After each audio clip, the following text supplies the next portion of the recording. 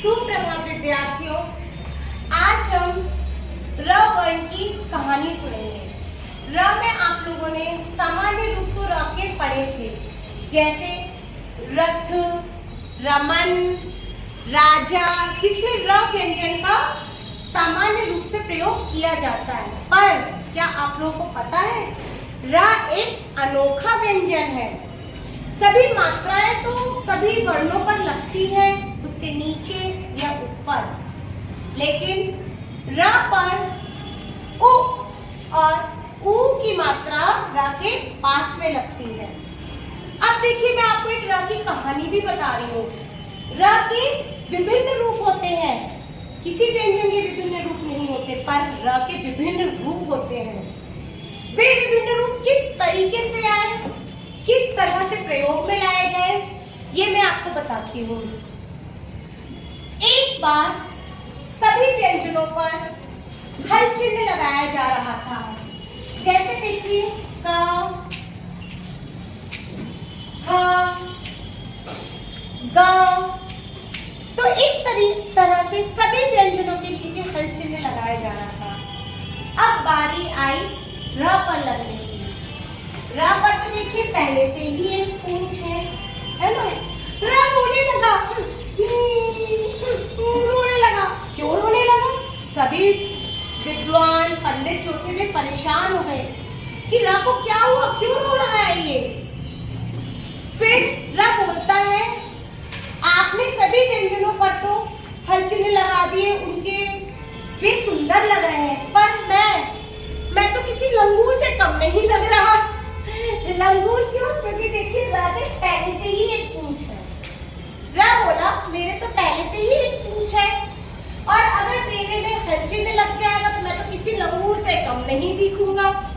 विद्वानों ने सोचा, बात तो ये सही कह रहा है ना। फिर विद्वानों ने कहा, चलो अब हम आपको दो रूप देते हैं। तो र को दो रूप दिए गए। र को दो रूप कौन से दिए गए?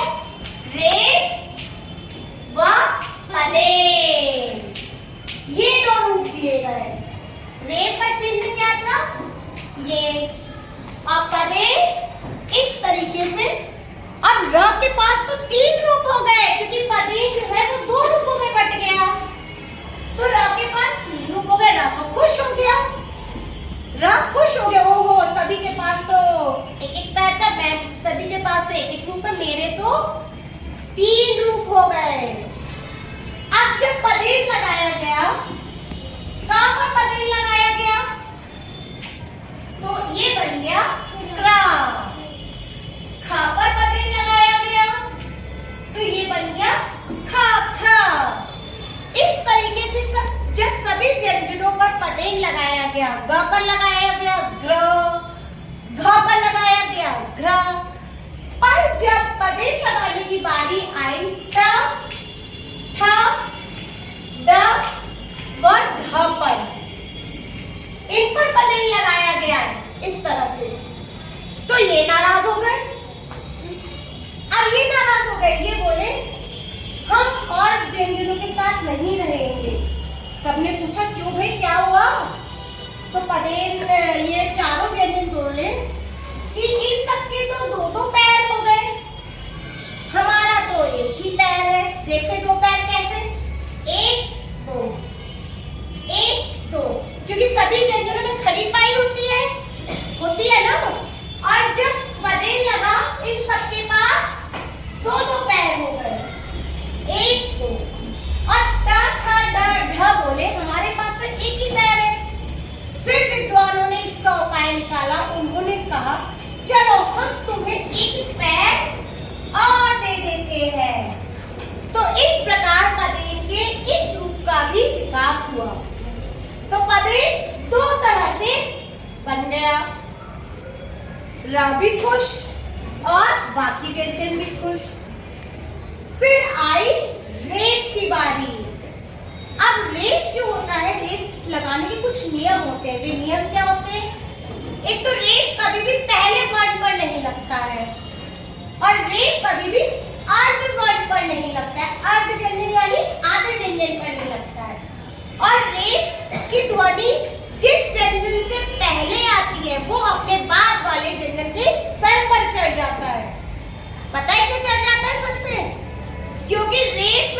ध्वनि आधी होती है, स्वर रहित र होता है। अब जब स्वर रहित र है वो आधा है, तो वो कैसे लिखा जाएगा?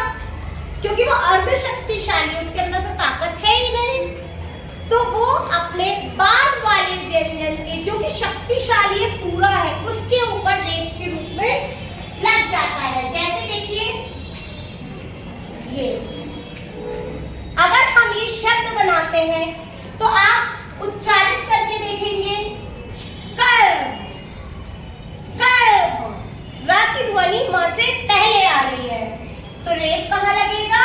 माँ के ऊपर। और रेफ कभी भी अर्ध व्यंजन पर नहीं लगता है, पहले वर्ण पर नहीं लगता है। दुर्व्यवहार, दुर्व्यवहार में रेफ की ध्वनि किससे पहले आ रही है?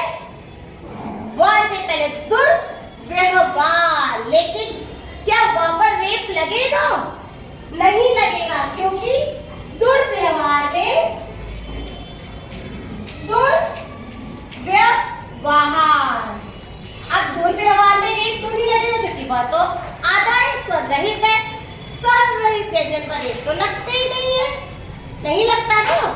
तो वह कहता है अपने बाद वाले व्यंजन से, य से, भाई मैं तो खुद ही आधा हूँ, मेरे में तो दम है नहीं, तुम मेरी जगह रेफ को अपने सर पर बैठा लो, क्योंकि तुम तो पूरे हो, तुम शक्तिशाली हो।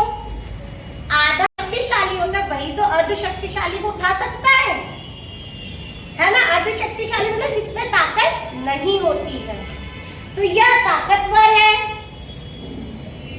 है ना? इसलिए ये यह र को अपने ऊपर लगा लेता है। तो दुर्व्यवहार में रेफ कहाँ लगता है? य के ऊपर। वह पर क्यों नहीं लगता है? क्योंकि वो स्वर रहित व है, इसलिए। और देखिए जैसे लौकी, तोरई की बेल होती है, वे हल्की होती है, उन्हें चढ़ने के लिए दीवार की जरूरत होती है, सहारे की जरूरत होती है। तो जो आधा होता है, कमजोर होता है, उसे सहारे की जरूरत होती है, तो वो दीवार के सहारे ऊपर चढ़ती है। तो इसी प्रकार रेफ में र स्वर रहित होता है, तो उन्हें सहारे की जरूरत होती है, इसलिए रेफ पूर्ण व्यंजन के सर पर लगता है। और पदेन में र स्वर सहित होता है। पदेन में र की ध्वनि जिस व्यंजन के बाद आती है, यानी पदेन में र पूरा होता है, और जिस व्यंजन के बाद र की ध्वनि आ रही है, उस व्यंजन के पैरों में लगता है। पदेन का अर्थ पद यानी पैर, और व्यंजन जो है उसमें अर्ध होता है, आधा होता है, स्वर रहित होता है, और र पूरा होता है। तो र इसलिए हम व्यंजन के नीचे लगाते हैं, क्योंकि र इसमें शक्तिशाली है, और क स्वर रहित है, उनमें ताकत नहीं है, वे अर्ध शक्तिशाली है। तो र पदेन जो है वो व्यंजनों को अपने सर पर उठाता है। जिस तरह से कद्दू की बेल होती है, कद्दू भारी होता है ना भारी, और वो जमीन के नीचे होता है क्योंकि वो भारी है। इसी प्रकार र जो है वो स्वर सहित है, वो पूरा है, तो वो व्यंजन के पैरों में लगता है। तो आप लोगों को इस तरह से रेफ और पदेन की कहानी द्वारा र के विभिन्न रूप समझ में आए होंगे। अब हम एक अनुभवात्मक गतिविधि करेंगे, जिसके माध्यम से आपको र के विभिन्न रूपों का ज्ञान होगा और आपको अच्छे से समझ आएंगे। ठीक है, चलिए। तो सोई